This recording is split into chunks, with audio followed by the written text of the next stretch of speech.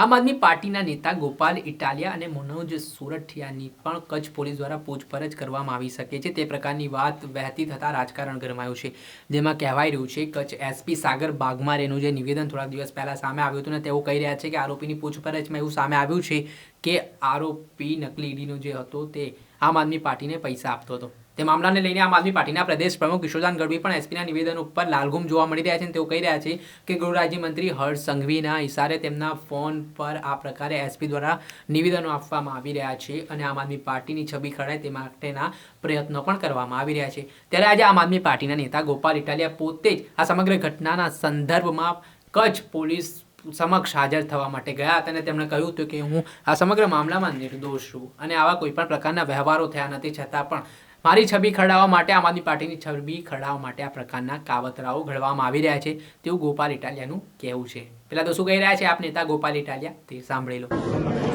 થોડા દિવસ પહેલા કચ્છમાં એક નકલી ઈડીનો કેસ થયો અને કેટલાક આરોપીઓ કચ્છ પોલીસે પકડ્યા અને એની પોલીસે પોતાની રૂટીન પ્રમાણે કાર્યવાહી કરી। એ કાર્યવાહી થયાના 10 દિવસ પછી અચાનક ગુજરાતના ભાજપના ગૃહમંત્રીએ ટ્વિટર ઉપર એવું લખ્યું કે નકલી ઈડીમાં પકડાયેલો માણસ છે એ આમ આદમી પાર્ટી સાથે સંકળાયેલો છે અને આમ આદમી પાર્ટીમાં પૈસા આપે છે વગેરે વગેરે। ભાજપના ગૃહમંત્રીએ ટ્વીટ કર્યા પછી કચ્છ પૂર્વના એસપી ભાજપનો હાથો બનીને, હર્ષ સંઘવીનો હાથો બનીને એક નકલી પ્રેસ કોન્ફરન્સ જેવો માહોલ ઉભો કરી ખાનગી વ્યક્તિ પાસે એસપીએ પોતાની ચેમ્બરમાં એક વિડીયો રેકોર્ડ કરાયો અને આ વિડીયો જે ઓફિશિયલ પ્રેસ કોન્ફરન્સ નહોતી, આ વિડીયો જાહેર પ્રેસ નિમંત્રણથી બનેલો નહોતો, એવો ઈરાદાપૂર્વકનું ષડયંત્ર કરી અને એસપીએ આમ આદમી પાર્ટીની પ્રતિષ્ઠા ખરડાય, આમ આદમી પાર્ટીની છબી ખરાબ થાય, ગોપાલ ઇટાલિયા વિશે ખરાબ છાપાઓમાં છપાય, એવા બદઇરાદાથી ભાજપનો હાથો બની કચ્છ પૂર્વના એસપીએ એવું નિવેદન આપ્યું કે ગોપાલ ઇટાલિયાની તપાસ કરવામાં આવશે। મને આજ દિવસ સુધીમાં પોલીસ તરફથી કોઈ નોટિસ મળી નથી, કોઈ ફોન આવ્યો નથી, મેસેજ આવ્યો નથી, કોઈએ મને તપાસ માટે આવવાનું કીધું નથી, છતાંય હું નિર્દોષ છું, પ્રમાણિક છું, ઈમાનદાર છું, મેં કોઈ ગુનો કર્યો નથી કે હું કરતો નથી, એટલા માટે સામે ચાલીને આજે હું પોલીસ સમક્ષ રજૂ થયો છું। મારા ઉપર કચ્છ પૂર્વના એસપીએ જે બેબુનિયાદ વાહિયાત આરોપો લગાવ્યા છે એ તમામ આરોપોનો જવાબ આપવા માટે હું અહીંયા આવ્યો છું। પોલીસ ખાતા તરફથી જે કાંઈ પ્રશ્ન મને પૂછવો હોય, જે તપાસ કરવી હોય, જે કાંઈ એની પ્રોસેસ આવતી હોય એમાં હું સહયોગ આપવા માટે આવ્યો છું। હું કચ્છ પૂર્વના એસપી અને જે કાંઈ તપાસ અધિકારીને વિનંતી કરું છું તમારી તપાસ ચાલુ કરો, હું અહીંયા જવાબ આપવા માટે આવ્યો છું અને જે કાંઈ પોલીસની કાર્યવાહી હોય એમાં સહયોગ કરવા આવ્યો છું। એટલે આજે અમારી સાથે ઈશુદાનભાઈ ગઢવી, અમારા ધારાસભ્ય શ્રી હેમંતભાઈ ખવા, પ્રદેશના નેતા શ્રી રાજુભાઈ કરપડા, પ્રદેશના નેતા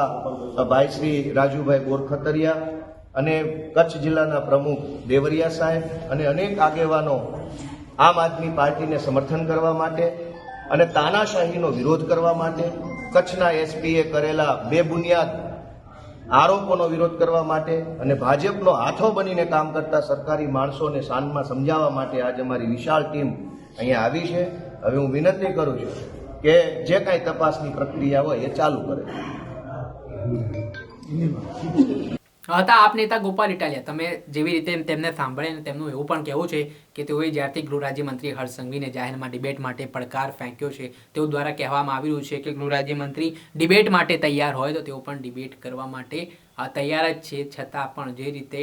આમ આદમી પાર્ટીના પ્રદેશ પ્રમુખ ઈશુદાન ગઢવીએ કચ્છ એસપી ઉપર ગંભીર આરોપ લગાવ્યા છે અને કહ્યું છે કે ગૃહમંત્રીના ઇશારે ગોપાલ ઇટાલિયા ઉપર કાર્યવાહી કરવાના નિર્દેશો આપવામાં આવી રહ્યા છે, તેના જ કારણે રાજકારણ ગરમાયું છે અને ગોપાલ ઇટાલિયા પણ આજે પોતે આ મામલાને લઈને કચ્છ જિલ્લા પોલીસ સમક્ષ હાજર થઈને પોતે નિર્દોષ હોવાની વાત કરતા જોવા મળે છે। ત્યારે હવે આગામી સમયમાં જોવું રહ્યું કે આ મામલામાં હવે આગામી દિવસોમાં શું નવા ખુલાસાઓ થાય છે અને જે ગોપાલ ઇટાલિયા અને મનોજ સોરઠિયા ઉપર જે આરોપો લાગી રહ્યા છે આપ નેતાઓ પર તેને લઈને શું આગામી સમયમાં નવું ઘટસ્ફોટ થાય છે। દર્શક મિત્રો, એન કવરેજ ન્યૂઝને આપ લાઇક કરી લો, સબસ્ક્રાઇબ કરી લો અને શેર કરવાનું ભૂલતા નહીં।